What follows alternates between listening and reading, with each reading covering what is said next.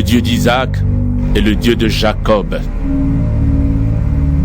Dieu n'est pas le Dieu des morts, mais il est le Dieu des vivants. Donc, vous vous trompez complètement. Un maître de la loi les a entendus discuter. Il voit que Jésus a bien répondu aux Sadducéens. Alors, il s'approche de lui et lui demande: Quel est le plus important de tous les commandements? Jésus lui répond: Voici le commandement le plus important.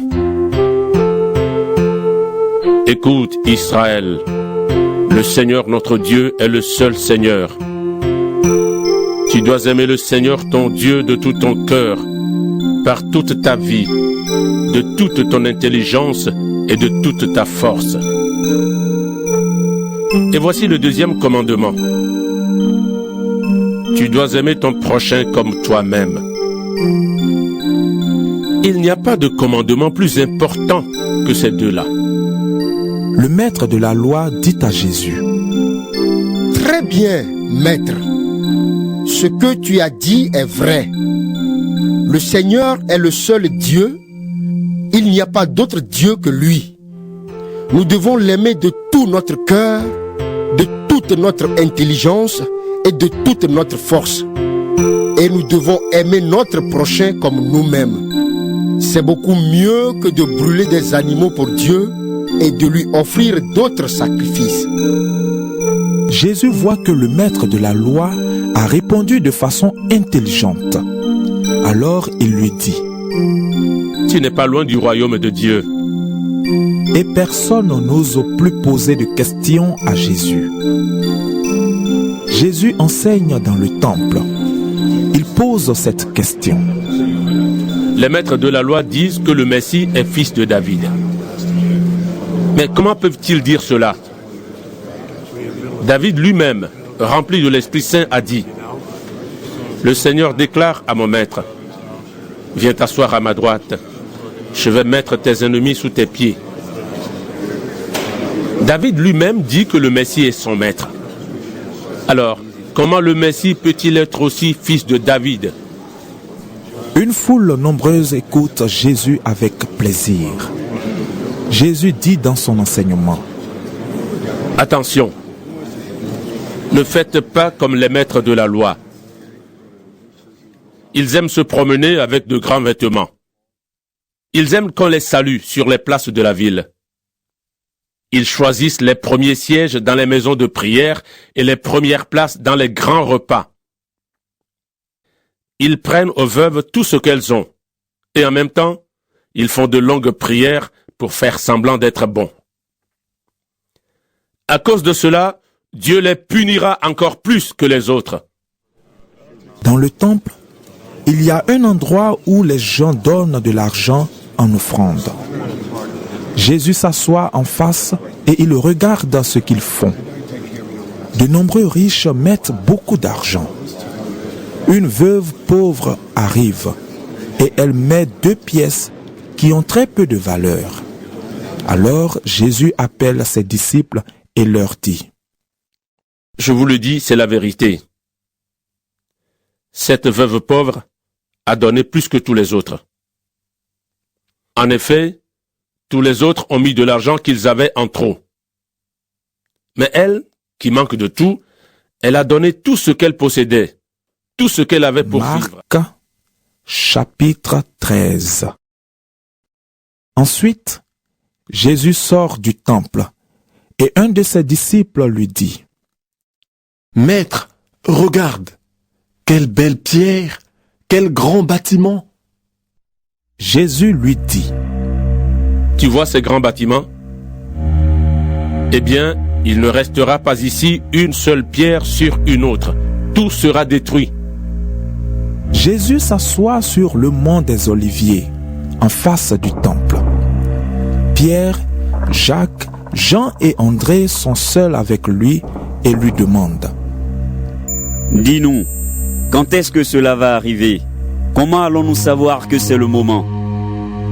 Alors Jésus se met à leur dire: Attention, ne vous laissez pas tromper. Beaucoup de gens vont venir en prenant mon nom. Ils diront, c'est moi le Messie. Ils vont tromper beaucoup de monde. Vous allez entendre parler de guerres proches et lointaines. N'ayez pas peur. Oui, tout cela doit arriver, mais ce ne sera pas encore la fin. Un peuple se battra contre un autre peuple, et un roi se battra contre un autre roi. Dans plusieurs régions, la terre tremblera, et il y aura la famine. Ces événements seront comme les premières douleurs de l'accouchement. Mais vous, écoutez bien ce qui va vous arriver. Des gens vous livreront aux tribunaux. On vous frappera dans les maisons de prière. On vous conduira devant des gouverneurs et des rois à cause de moi. Alors, vous serez mes témoins devant eux. En effet, il faut d'abord annoncer la bonne nouvelle à tous les peuples. Et quand on vous amènera pour vous juger, ne soyez pas inquiets d'avance en vous demandant « Qu'est-ce que nous allons dire ?» Vous direz les paroles que Dieu vous donnera à ce moment-là. En effet, ce n'est pas vous qui parlerez, mais c'est l'Esprit Saint. Le frère livrera son frère pour qu'on le tue. Le père fera la même chose avec son enfant. Les enfants deviendront les ennemis de leurs parents et ils les feront condamner à mort. Tout le monde vous détestera à cause de moi. Mais celui qui résistera jusqu'à la fin, Dieu le sauvera. Vous verrez celui qu'on appelle le destructeur horrible, placé là où il ne doit pas être. Celui qui lit ces choses doit bien comprendre. À ce moment-là, ceux qui seront en Judée devront fuir dans les montagnes. Celui qui sera sur la terrasse ne devra pas descendre pour chercher quelque chose dans sa maison. Celui qui sera dans son champ ne devra pas retourner chez lui pour prendre son vêtement. Ces jours-là, quel malheur pour les femmes enceintes et pour celles qui allaitent leur bébé. Priez Dieu pour que cela n'arrive pas pendant la mauvaise saison. En effet, ces jours-là, les gens souffriront beaucoup. Personne n'a jamais souffert comme cela depuis le commencement du monde, quand Dieu a tout créé jusqu'à maintenant. Et personne ne souffrira plus jamais comme cela. Si le Seigneur Dieu n'avait pas décidé de diminuer le nombre de ces jours-là, personne ne pourrait sauver sa vie. Mais il a décidé de diminuer le nombre de ces jours à cause des gens qu'il a choisis. Quand quelqu'un vous dira « Regardez, le Messie est ici » ou bien « Regardez, le Messie est là », ne le croyez pas. En effet, des faux Messies et des faux prophètes vont venir. Ils feront des choses étonnantes et des miracles pour tromper, si possible, même ceux que Dieu a choisis. Donc, vous, faites attention. Je vous ai prévenu de tout ce qui va arriver. Ces jours-là, les gens souffriront beaucoup. Ensuite, le soleil ne brillera plus.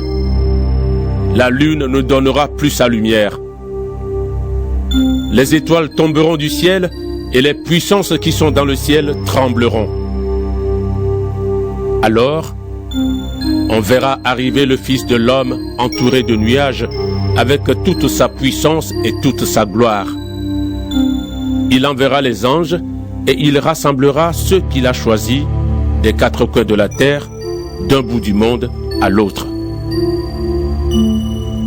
Comprenez bien la comparaison avec le figuier. Quand ses branches deviennent tendres, quand ses feuilles poussent, vous le savez, la nouvelle saison est bientôt là. De la même façon, quand vous verrez ces choses arriver, vous devez le savoir, le Fils de l'homme sera bientôt là. Il est à votre porte. Je vous le dis, c'est la vérité. Quand cela arrivera, les gens d'aujourd'hui ne seront pas tous morts. Le ciel et la terre disparaîtront, mais mes paroles ne disparaîtront jamais. Mais le jour et l'heure où ces choses arriveront, personne ne les connaît. Ni les anges de Dieu, ni le Fils. Le Père est seul à les connaître. Faites attention, ne dormez pas. En effet, vous ne savez pas quand ce moment viendra. Pensez, par exemple, à un homme qui part en voyage. Il quitte sa maison et la confie à ses serviteurs. Il donne à chacun un travail à faire et il commande au gardien de la porte de rester éveillé. Restez donc éveillés. En effet, vous ne savez pas quand le maître de la maison va venir. Ce sera peut-être le soir, ou au milieu de la nuit, ou quand le coq chante, ou le matin. S'il revient tout à coup, il ne faut pas qu'il vous trouve endormi. Ce que je vous dis, je le dis à tous. Restez éveillés. Marc, chapitre 14. Dans 2 jours, c'est la fête de la Pâque et la fête des pains sans levain.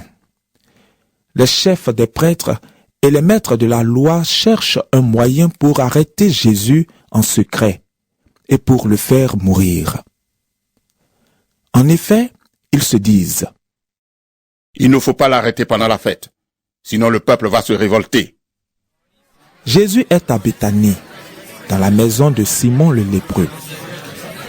Il est en train de manger. Une femme arrive avec un très beau vase plein d'un parfum très cher, fait avec du nard pur. Elle casse le vase et elle verse le parfum sur la tête de Jésus. Alors quelques-uns des invités ne sont pas contents du tout et ils se disent entre eux: Elle a gaspillé ce parfum. Pourquoi? On pouvait le vendre pour plus de 300 pièces d'argent et ensuite donner l'argent aux pauvres. Ils sont en colère contre la femme. Mais Jésus leur dit: Laissez-la tranquille. Pourquoi est-ce que vous l'ennuyez? Ce qu'elle a accompli pour moi est une bonne action. Vous aurez toujours des pauvres avec vous. Et vous pourrez leur faire du bien chaque fois que vous le voudrez. Mais moi, vous ne m'aurez pas toujours. Cette femme a fait ce qu'elle a pu. Elle a mis du parfum sur mon corps. D'avance, elle l'a préparé pour la tombe. Je vous le dis, c'est la vérité. Partout où on annoncera la bonne nouvelle, dans le monde entier, on racontera ce que cette femme vient de faire et on se souviendra d'elle. Judas Iscariote, l'un des 12, va voir les chefs des prêtres. Il veut leur livrer Jésus. Les chefs sont très contents d'entendre cela et ils promettent de donner de l'argent à Judas. Celui-ci cherche une bonne occasion pour leur livrer Jésus. C'est le premier jour de la fête des pains sans levain, le jour où on doit tuer les agneaux pour la Pâque. Les disciples disent à Jésus: Nous allons te préparer le repas de la Pâque. Où veux-tu le manger? Jésus envoie 2 de ses disciples en disant: Allez à la ville, et vous rencontrerez un homme qui porte un pot d'eau. Suivez-le. Il entrera dans une maison, et vous direz au propriétaire de la maison: Le maître te demande, où est la pièce où je vais manger le repas de la Pâque avec mes disciples? En haut de la maison, le propriétaire vous montrera une grande pièce, toute prête avec tout ce qu'il faut. C'est là que vous préparerez le repas pour nous. Les disciples partent et ils vont à la ville. Ils trouvent tout comme Jésus leur a dit et ils préparent le repas de la Pâque. C'est le soir. Jésus arrive avec les 12. Ils s'installent pour le repas et ils se mettent à manger. Alors Jésus déclare: Je vous le dis, c'est la vérité.